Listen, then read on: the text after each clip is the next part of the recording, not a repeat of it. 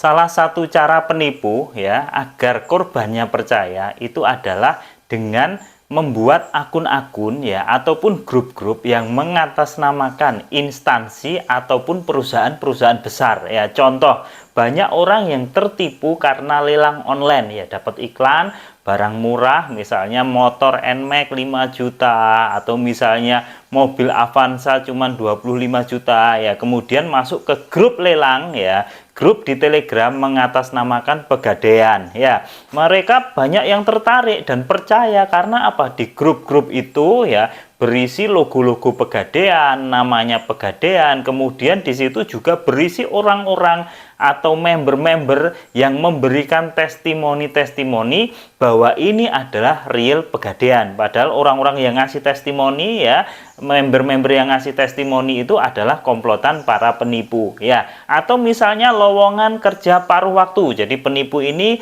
modusnya penipuan lowongan kerja paruh waktu ya. Biasanya mereka mengatasnamakan perusahaan-perusahaan besar, misalnya Shopee, misalnya Tokopedia, misalnya Lazada, misalnya JDID ya. Nanti modusnya adalah ini untuk menaikkan rating toko ya, beli misi ya, beli tugas. Ketika kita udah beli misi, kita beli tugas, ujung-ujungnya apa? Komisi tidak bisa cair ya. Komisi beserta deposit kita, uang yang sudah masuk pun tidak bisa kita cairkan. Kita harus top up lagi, beli misi lagi, beli tugas lagi yang lebih besar lagi. Kalaupun kita beli lagi tetap tidak bisa kita cairkan. Sementara orang-orang yang di grup itu akan mendorong kita untuk top up lagi. Sementara itu semua orang-orang nih atau member-member yang di grup itu adalah penipu, komplotan penipu, sehingga mereka berusaha mati-matian agar kita top up lagi, kan seperti itu. Atau misalnya ini ada lowongan paruh waktu yang tugasnya hanya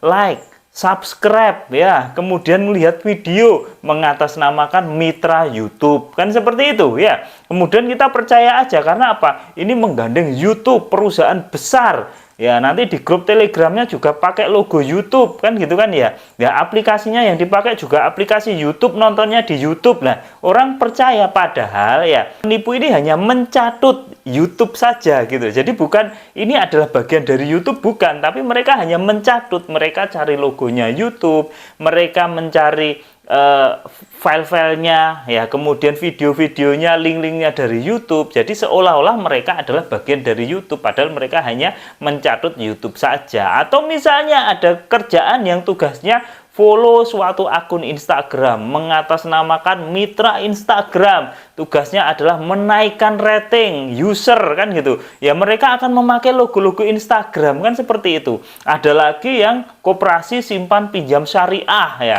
kemudian ini sama gitu, kita dimasukkan ke grup Telegram, kemudian isinya itu testimoni-testimoni bahwa oh ini uangnya sudah cair, ini benar-benar ini adalah pinjaman tanpa jaminan, prosesnya cepat ya, kemudian syaratnya mudah, cairnya gede, bunganya ringan. Nah, lengkap sudah ya. Mereka memakai logo-logo dari koperasi tersebut. Mereka memakai ID card seolah-olah mereka adalah pegawai koperasi tersebut. Jadi dengan logo koperasi tersebut, ID card pegawai tersebut, ditambah testimoni yang banyak tentang keberhasilan, banyak orang yang terjebak. Nah, ini perlu diwaspadai ya teman-teman. Jadi saya ingatkan berkali-kali, ini untuk kesekian kalinya saya ingatkan lagi bahwa bikin logo ya, bikin grup namanya Pegadaian, bikin grup namanya Mitra Shopee, bikin grup namanya Mitra JDID, bikin grup namanya itu Mitra TikTok, itu gampang kan, tinggal bikin grup aja. Logo-logonya juga gampang, logo-logonya tinggal ambil di Google saja. Pun demikian ya, ID card itu juga bisa diedit. Jadi program edit itu sekarang sudah banyak sekali gitu loh. Program edit sudah banyak sekali. Ya kita jangan tertipu dengan hal-hal seperti itu gitu loh. Saya mengangkat wacana ini karena saya itu ngenes ya, ngenes dalam arti setiap hari masih aja ada orang yang ketipu ya, karena mereka percaya bahwa ini adalah institusi besar ya,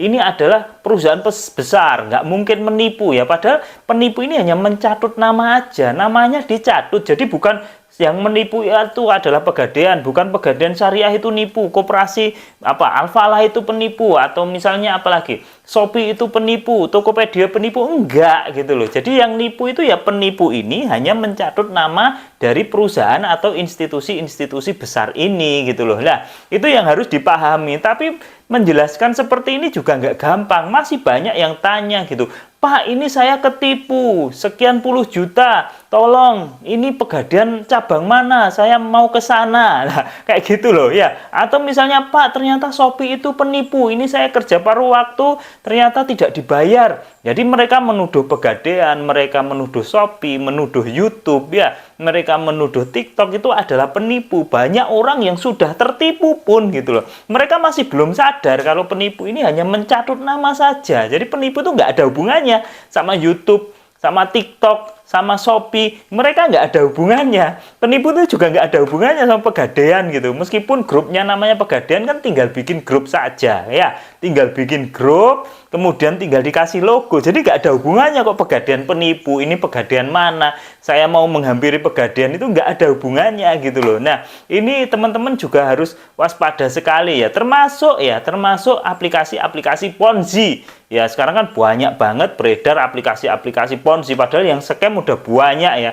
Mulai dari kemarin Simonida, terus Jomingo, ya FEC ya, dan banyak sekali ya. Terus tumbuh setiap hari akan bermunculan aplikasi-aplikasi Ponzi dengan nama yang baru, mencatut perusahaan-perusahaan yang sudah ada. Contoh misalnya aplikasi investasi Maersk gitu. Ya ini perusahaannya memang ada. Maersk itu apa? Maersk itu kalau nggak salah itu ya ini yang angkutan barang itu yang pengiriman yang gede-gede itu lah, ini menyatut aja namanya Maersk gitu, padahal ya nggak ada hubungannya gitu, tapi kita percaya, oh itu beneran gitu. Simonida Media, oh itu beneran, perusahaannya ada di luar negeri, memang ada gitu loh. Simonida itu ya perusahaannya memang ada gitu, tapi penipu itu hanya mencatut namanya, kemudian membuat skema Ponzi sehingga banyak orang yang tertarik, kemudian scam, kehilangan uang. Nah ini perlu diwaspadai ya teman-teman ya. Jadi bukan berarti kalau kita itu masuk ke grup Telegram Pegadaian, bukan berarti itu resmi dari Pegadaian. Bisa saja penipu itu menyamar